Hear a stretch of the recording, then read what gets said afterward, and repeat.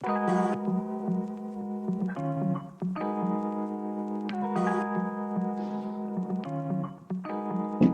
better. Oh, Awesome. Great. hey, and welcome to episode 2 of Honest Conversations with a Teenager. And today I have a teenager with me. I mean, I don't know how calling an 18-year-old is a teenager anymore, but a teenager with me from my old school, St. David's Maris Brothers in Inanda. Reese, welcome to the show. Great. It's so nice to be here. Thanks for having me, Nick. Cool. Why don't we, before we start, I know that our ages are quite interesting. You told me on a phone call yesterday that I was in matric when you were born, Yeah, which is crazy. absolutely crazy. I mean, when you told me, I actually didn't believe it at first. I mean, other than the fact that you have no hair on the top of your head, I probably wouldn't have guessed Yeah, it. yeah. I appreciate that. I appreciate that. So why don't you just give us a short, like, who are you, and like, why did you agree to be on the show? Just give me something about yourself. Awesome. So obviously, like Nick said, my name is Reese. I was born in Umhlanga in 2002, which is the year that Nick was matriculated from my school. Don't let him tell you that, though. And I moved to Joburg when I was about 6 years old. I enrolled in St. David's when I was 14. And it's been really, really great experience thus far. And I agreed to come on the show because the school approached me and said that Nick was wanting to do a show or an interview with me and said it'll be a great experience. And after contacting Nick, I was extremely comfortable and was ready to go. Cool. So I asked you to put some questions together, and we've kind of picked five. And having read them before you ask me them, the themes that I've picked out as answers are priorities and perspective. And I'm going to probably use those two words in the next 30 or 40 minutes excessively to an irritating point. But that's kind of where I think things sit. So why don't you kick off with the first question and let's get into the answers. Awesome. Okay. Just before I start, obviously, with my questions, I think that this isn't something that's really tailor made to me. I think it actually applies to a lot of the people in my grade. So I think it'll be good to get some answers. So the first Awesome. Well, question let's I have hope for I you can do it today. right. Eh? Yeah, let's hope. Let's hope. So the first question I have for you today was: do you believe that taking a gap year after you finish school is all that bad? No, to the contrary. I was actually head prefect at St. David's, and that's relevant for one specific thing. I took the very hard decision in matric to be clean. I didn't drink. I drove everywhere, and the reason was really simple. I didn't want my grade eights seeing me out smashed and thinking, "Oh, that's what a leader is." So I spent my whole matric year being clean. And that was hard. I think the first time I really let rip was in Matric Rave when we went to Mshlanga. And then I went to Rhodes University. And within the first week of being at Rhodes, there's O Week. I'm sure everyone has heard of O Week when if you're in Matric. I just let rip. I was an 18-year-old kid who did and said and went everywhere, anything that I could possibly do. And I did that while trying to get a degree. So that kind of complicated the experience. It made it full, but I was still this kid lashing out at not having freedom in my matric year. So, contrary to taking a gap year being bad, I actually think that at the age of 18, in the world that we live now, mainly with this insane pandemic, taking a year off to breathe is fine. And the perspective that I think, and there's that word perspective, that I think everyone needs to have when they're 18 is you think that this is the most important and urgent moment in your life because you're 18, of Absolutely. course. And it's Yeah. impossible to gain perspective on that until you've passed it. So in the previous episode, I mentioned to my cousin that everyone who tells you to save when you're a teenager is right, but you only know to save once you haven't saved and you're 36 and you're like, crap, why didn't I save? And it's the Yeah. same thing with a gap year, right? And for me, the context was I normally say to people, you should start a business when you're 18, straight out of university, as early as you can, because you have no responsibility, you have no expenses, you have no debt, everything is amazing. And the same thing Yeah. applies to a gap year in my experience. Take a year when you're 18 to 19, even 18 to 20, and learn and travel and find your country and like do all sorts of cool and interesting things that you won't be able to do when you have a job. because when you have a job, you need to apply for leave. And of course, you still need to pay for your salary and you need to pay for expenses, but a Yeah. gap year doesn't really harm you in any way other than you're a year behind the people you're comparing yourself to. And that's a key thing, right? Your friends are going to go to university. And then you're going to be like, oh crap, they've just finished first year and I'm not even starting first year. But what does it matter really? Who cares if you matriculate when you're 17 or 18 or if you finish university when you're 23 or 25? The world doesn't care. Age and time is this made up idea. So I would argue that a gap year, I wish I took one. I didn't. I went straight out of university, out of high school into university. And I think that it was a mistake and basically blew my first year anyways, hardly passing anything. Yeah, so 2 points over that. I think first of Mm. all, had you not have had a clean matric year, because I know a lot of the people in my sphere of influence, as well as myself, haven't taken that approach. So had you Yeah. not have had a clean year, do you think you wouldn't have craved that kind of gap year or craved that sort of rebellious nature you found? Um, no, and that's really because I felt after school that the concept of even leadership positions at school is quite bad. I struggled as head prefect because there was this weight of everything on you. You're an 18-year-old with all this responsibility. I mean, that was the year that we had just changed headmasters for the first time in nearly a decade. So I had a new headmaster. I was a new head boy. I was at school at 5:30 to 6:30 every morning so that I could meet with the headmaster. I would leave at 7:38 at night. It's brutal. So I think even if I was going Yeah. out on the weekends and getting plastered, I would still want to rebel out of that. And I mean, little inside information about me: when I was 14, I got my first tattoo, and the school had no idea. Back then, we had Mr. Macmillan who hid this with me because he was luckily a cool guy and never forced me to swim in a gala because then my tattoo would have been shown. I got my next one at 18. So I've always been a rebellious kid. So I think even if I was partying in matric, and don't get me wrong, I still went out and partied, but I was as responsible as I could possibly be when I was around anyone else. But no, Yeah. I think I still would have been rebellious. Hmm. And then going back to just the final points I have on what you said, with regards to finishing later than all of your peers, do you not think that that has like a lasting psychological factor? Because as you said, like you see all of your friends progressing, and you basically took a year where you weren't moving in the right direction, or that's the right direction society is perceived. Yeah, I mean, look, the even the fact that you're asking that is just such a good sign. So my answer is no. I don't think that it has any lasting psychological effects. And I now want to mention that other word that I want to talk about a lot today is priorities.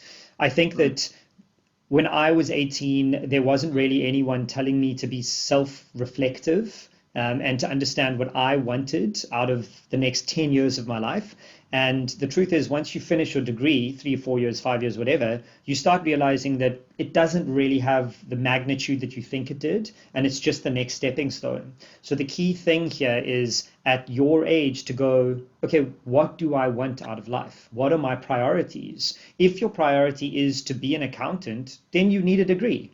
Then you have to Yeah. decide if you need it at 19 to start, or you can wait a year and delay that gratification or delay the progress. Because the thing that we don't understand, as I didn't understand when I was 18, is even a gap year is learning. It's giving you a perspective on the world. And when I left university, so I studied philosophy, politics, and journalism, and I was quite concerned about getting a job. And the dean of students sat me down when I was in third year and he said, you know, Nick, do you know what the number one sought after management qualification is for people getting jobs as managers when they leave university? And I was like, no, of course not. What do I know? I'm 20. He said, philosophy honors degrees. And this applies here because he said, you can teach a manager to do just about anything except for think. And that's what a gap year does. It helps you think. It gives you a world view. It gives you perspective on things. And at school, the thing that you get perspective on is here are someone else's rules. Here's how someone else wants you to learn. Here's how someone else wants you to think. When you leave school, that's what university is good at, is it opens your brain. The lectures, depending on what you take, I mean, for me it did. Taking history and philosophy and psychology and sociology, I learned about the world. But I think a gap year does the same thing if you give it that much weight. Yeah, I understand what you're saying. It's also like I think utilizing your gap year to to like the best that you can. It's not sort of necessarily taking a gap year to relax. It's a gap year to more find yourself. If that makes sense. Exactly. If you're going to take a gap year and get smashed, then you may as well just go to university and have them look after you while you do that, because that's what happens Yeah, on campus. Yeah. absolutely. Awesome. Great. Thank you. Go. Next one. Perfect. So question number two I had. So this one sits quite close to home for me personally. So I was a person in matric who also in grade 10 who didn't take physics as a subject. So I Yeah. wanted to ask you, is taking physics in school really as important as everybody says it is? So, I mean, a couple of things here. I'm amazed that this even is still coming up in Mm. 2020. So, the first question, a response I have, question as a response I have for you is, who is telling you that physics is important? I think it's an entire faculty kind of thing, you know. You have I would say you can call it a subject hierarchy in school, where certain subjects are seen as way more important than others, and that's Yeah. established by the faculty of the school, the people who attend the school. So I'd say it's just the entire school environment that really drives Wow. that.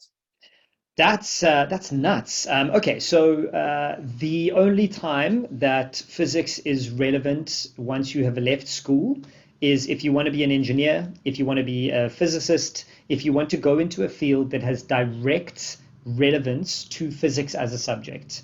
I was forced by my father to take science for matric, which I tried to get out of as hard as I could. The other subjects I took were art, computers, and all the other softer subjects shoved in there Mm. with science because science unlocks doors.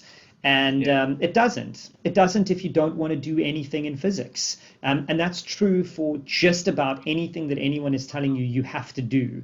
And I will put that decision up there early on in my life with things like you have to believe in a religion, you have to go to university, you have to get married, you have to have children. All of these are not have tos. These are all Mm. choices that you get to make. And Yeah. again, earlier we spoke about school being someone else's rules and someone else's way to learn. Now that you are done with that, you get to choose. The world is filled with things that help you learn, right? So you can go into YouTube. I learned how to solve a Rubik's Cube by watching a YouTube video. That is the world. Nice. You can learn how Yeah. to code using YouTube. You can learn how to write. I've just finished a course by Malcolm Gladwell. So you don't need anything. All you need is to have a list of priorities and a perspective on the world to put your skills to work. So, no, absolutely unequivocally, physics is not a requirement to do anything other than be a physicist. Yeah, okay, yeah, fair enough, sir. And it feels good to hear that because I think for so long there's been this kind of feeling and this message has been given out to us where, so like you said, you took, and I actually found it interesting, one of the points you said where you took computers as a soft subject to go along with science. Now computers is way different to what you must have done. Yeah. 'Cause Yeah, I and mean, look, so yeah, but, ironically, computers when I started was basically the V1 of what you guys are doing now. So when we took it, it was coding. So there was yeah, coding for us up until matric, but it was like literally the matrix screen, black screen with green text, and that's how we did it. So it correct. was still a hard skill, but it wasn't one that most people took. There were only like 10 people in our class. Anyways, sorry, I Yeah. interrupted you. Go ahead. No, that's okay. So like coming up because like you said you took arts and for myself I take drama, you know, and it was Mm. kind of that perception, especially by your peers, when you take something like that, and just being at school, knowing that you're part of an extremely small minority who often doesn't get the respect that the subject deserves. Because I think that Yeah. people outside always look in and always think to themselves that what you're doing is a lot easier than what I'm doing, but they've never really stood in your kind of shoes, you know. 100%. And it's funny that you put those two things together, physics and drama. So I actually have a really great story for you. One of the guests on my podcast this year was a guy called Rob McGinnis. Rob is an American guy who is a physicist, and he has created a company called Prometheus Fuel. And what Prometheus Fuel does is they extract CO2 from the atmosphere and they turn it into fuel that we can use in our cars. So they're Oh, wow. solving the CO2 emissions issue and making that useful for cars. The funny story here, the reason this ties in is I said to Rob, you sound really good at telling stories. Like, how did you figure that out? And he took drama at a university level with his physics degree, because he understood the importance of telling a story. And unequivocally, without doubt, every leader is a good storyteller. And things like drama, the soft subjects, are the future. We all know that for the last 50 years, IQ has been the big thing. For the next 50 years, it's going to be EQ, your emotional coefficient or emotional quotient, how you react to other people, how you can tell a story. All those soft skills are more important because computers can't mimic them. They can't be copied. They are human. And so drama and subjects like that help you be more human. And that's really what's Yeah. sought after right now. Great. Oh, thank you, sir. Appreciate it. Next question. Okay. Is going to university vital with regards to my future? Be honest. I'm going to be honest, and I'm going to revert back to those two words. It one depends on what your priorities are, and two depends on what your perspective on the world is. So Yeah.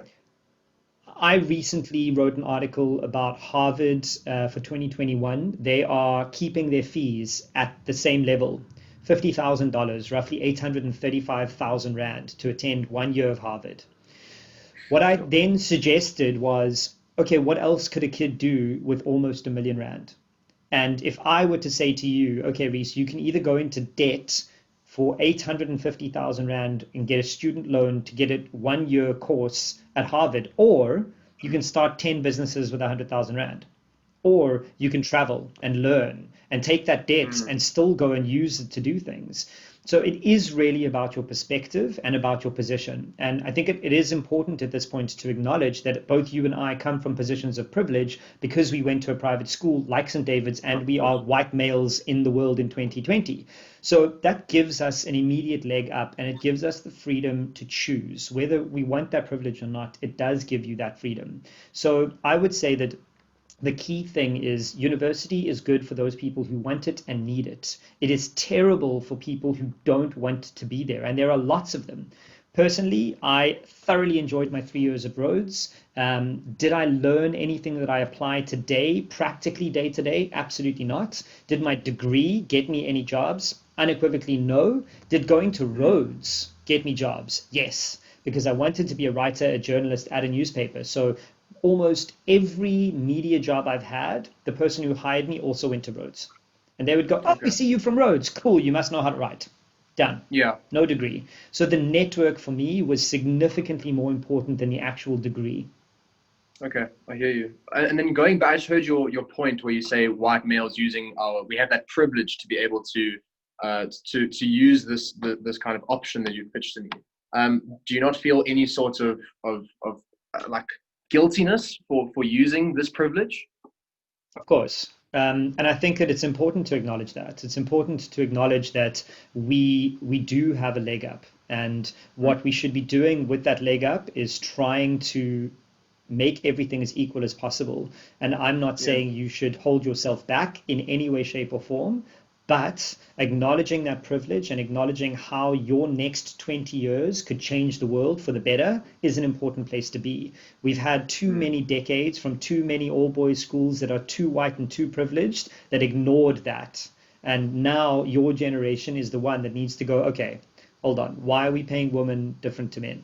Why aren't black candidates getting an equal shot? Why is that guy behind me not the guy in front of me? It's just about acknowledging it and being conscious of it. That's like the major thing. There are so many people who just don't even know that they come from a position of privilege, and that's a problem. Or that know and act to just completely just push it to the back, just don't talk about it. Exactly. Okay. And again, I'm in no way saying that you shouldn't use this position that you have to better your life. That's completely your right. That's what your parents worked for, and that's fine, as long as it isn't at the detriment of other people. Yeah, I understand what you're saying. Yeah. Thank you, sir. Appreciate it. Sure. Awesome. Moving on to my next question. Yes. Okay. Quite an important one. Is a 9-to-5 job enjoyable? So my answer is absolutely unequivocally no for me. Okay. I have basically been unemployable since the age of 18. I struggled at every company I've ever worked in. I struggle having a boss. I struggle working in the hours that someone else tells me to. But the flip side of that is the anxiety and stress that comes with being an entrepreneur or being a freelancer is that you are on the hook for everything all the time.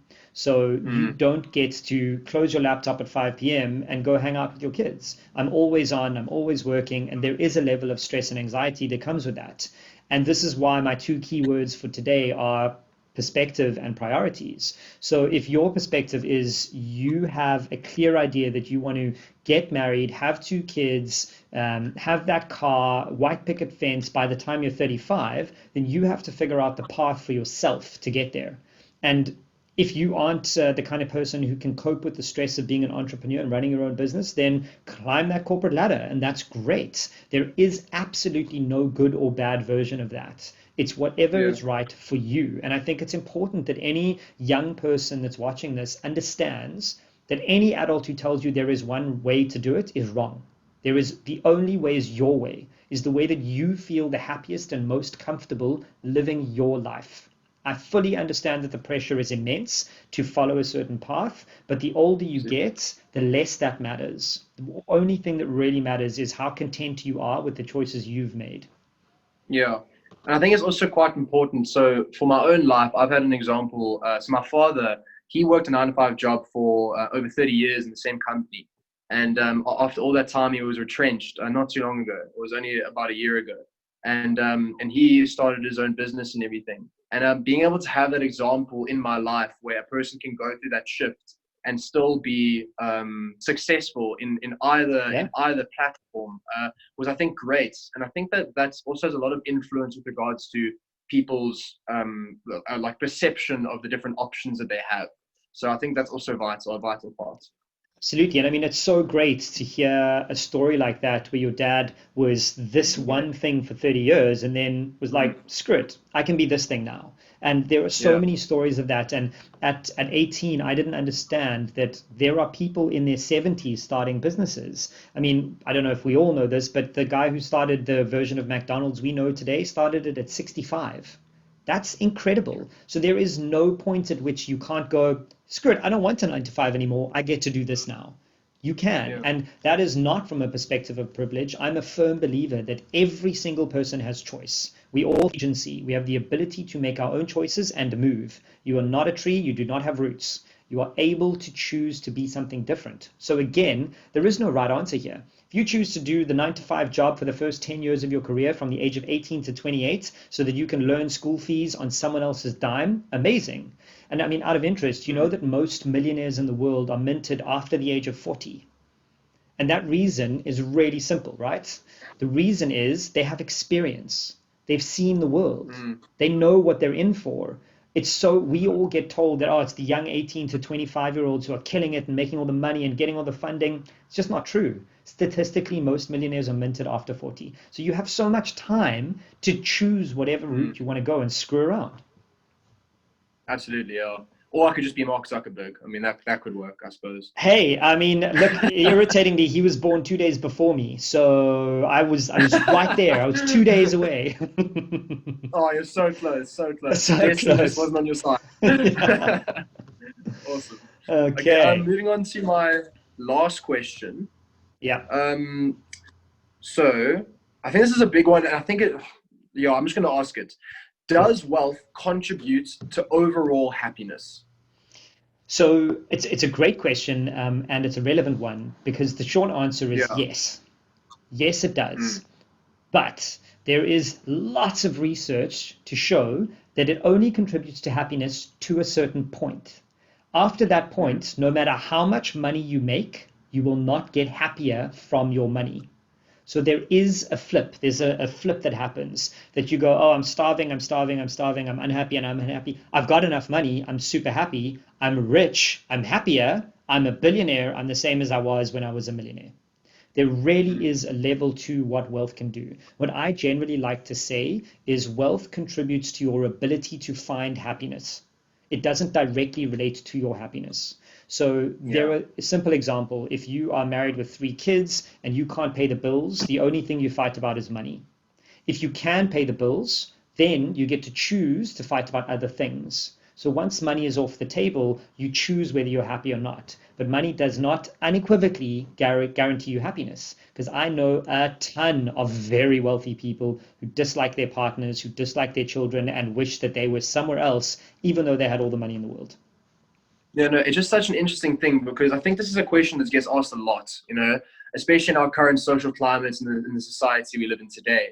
And to be honest, like it's so interesting watching the different age groups answer this question because if I normally ask a person around your age, okay, you're the first person to give me a straight up, honest answer.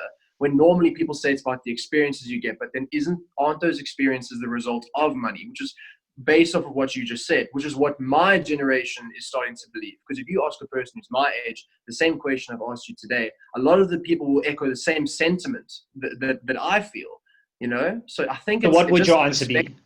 What's your answer if I had to ask you that same question right now? Well, to be honest, the point you had where once you have money, you can choose to fight about different things. I'd never thought about it that way. And going off of what you just said, it's something that I actually have to process in order to give you an answer.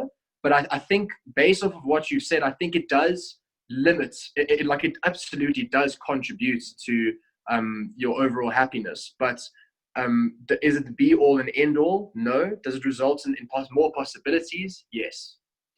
Yeah, and look, there's so many philosophers who've touched on this in the past, and at the moment I'm reading a book by Ryan Holiday called The Daily Stoic. And the ancient Stoics are ancient philosophers like Marcus Aurelius and Epictetus, and a bunch of these old Greek dudes basically who philosophized Nice. about the things that were important. Yeah, thanks. And mainly what they come across as is it's all about centering yourself. It's all about finding and understanding what it is that's important to you. And what I, in my coaching and my mentoring, what I kind of tell people is, what's your success trigger? So at 18, your success trigger might be get $1 million, have 3 cars, and travel the world. That's cool. When you Yeah. get that, you know you will have achieved the things you thought were success. But then once you've gotten that, you're going to immediately stop and go, okay, what next? What's my next success trigger? And as that evolves, you're going to realize that monetary things matter less. The shoes you wear, the cars you drive, what they do is tie you down to a life that other people have chosen for you. And I know that's kind of a big concept to get around your head, right? But if you think that right now in Santon, where you're from, or where you are right now, the things that seem important are the big fancy car, how much you can go out, what houses you have. What you realize later on is the bigger your house, the more time you spend cleaning. The bigger your car, the more you have to spend to change a tire. Like those things start to flip over. And not for everyone, but for some people. And I think, again, it's about what your priority is. If and I've got friends who love cars. One of my best friends races Ferraris for a living in Europe. He loves cars. The first Oh, major great. batch of money he made, he bought an Audi R8. Great. He and I drove the crap around in that thing. I had no interest in owning that car. But it was his success trigger. And again, it comes back to what are your priorities and what's your perspective on the world. So what's your success trigger, sir? My success trigger is the freedom to travel. That is my number one goal in life, is to afford myself the freedom to travel. And an example is if I want to go snowboarding right now, I can book a trip and go. That would be the version of Mhm. success that I see. Well, And the if the lockdown is pandemic really, wasn't going exactly, the lockdown is really screwing with me on that on. one. Yeah. Yeah, I think a lot of people also feel the same way with regards to that. I think people are moving a lot away from materialism and more towards the experiences, as I said earlier. And I think it is going in the right direction. What I can see, obviously, I'm very young. I have a very limited amount of life experience. But from what I'm seeing, the people who have access to greater experiences, compared to greater materialistic objects. The prior always seems to be the happier of the two. Yeah, absolutely. And I mean, from my own experience of people my age and younger, it seems like we're moving towards a culture of enough, not a culture of excess. And I think that's quite a key thing, right? You can set yourself the goal of traveling 5 times a year, but you don't have to travel first class. You can just drive. to somewhere up in the African continent. Like there are so many different ways to do it, and those are the things that feed your mind. Material things very often don't feed your mind, and ultimately, when you turn 40, like I'm about to, you don't really care if the car makes you think better because it doesn't. It's the books you read that make you think different, and those Yeah. things matter more than anything else. Mm. And I know that that sounds so philosophical, and I know that younger people go, "Oh, that dude can't afford a car." Like I can, I just choose to drive a beat up old Bucky. Like that's just the way it is because I don't want to That's spend the money yeah. on a car. Like I get to then use that money to make more money. And look at Warren Buffett. He eats the same meal every day, lives in the same house he was born in, and he is was the richest guy in the world. Now it's Jeff Bezos. So Yeah. sorry for that. Yeah. I mean, yeah. Um, Yeah. so in before we close out, I wanted to ask you a question that I'm Awesome. fascinated by, and the context is as follows. I'm a fan of TikTok. I was on it. I'm definitely top of mind. I think it's the platform that's exploded. Mm. But I recently found out that it is quite an invasive app without your knowledge. So it gets on your phone, it tracks you, it tracks your keystrokes. When you copy text, whether you're in the app or not, it is copying that text and it knows what you've copied, whether you're pasting it into TikTok or not. So if you open up your browser and you copy something, TikTok knows what you've copied. That freaked me out so much, and I understand technology deeply enough that I deleted the app and just deleted my account because of privacy. So my question is, at 18, do you and your friends and the people you know at your age, do you give a crap about your privacy? Yeah, Nick. So with regards to that, just going back to what you said about with regards to TikTok and everything, I think that a lot of people are aware of what is happening with the app, for example. And obviously, this is an isolated example, but this is the example you've given. So with the app, I think if you ask a group of 10 teenagers if they know about the scandal of what's been happening, or if they know about the controversy that's been surrounding TikTok and whether it's going to be deleted or not, 9 out of 10 or 10 out of 10 will say yes of users of the apps. So we're aware of it. We're absolutely aware of it. But the reality is, I'm aware of it and I'm still on TikTok. Okay. And that's just Why? me. Why? Why? The, Why? the, Why? the thing is, absolutely. Okay. Why is a great question. With regards to privacy, it all comes in weighing things up to each other. Okay, TikTok is the new and best thing that has come to us recently. Okay, everyone's on it, everyone's using it, and it's a medium of expressing yourself and being in contact with a lot of your friends and basically staying with it. You're staying part of what's happening. So it's social And then capital. you have to, yes, absolutely, yeah, true. And then you have to start weighing it up. You have to say to yourselves, am I more worried about an invasion of privacy on my side when I don't truly understand what this invasion of privacy is?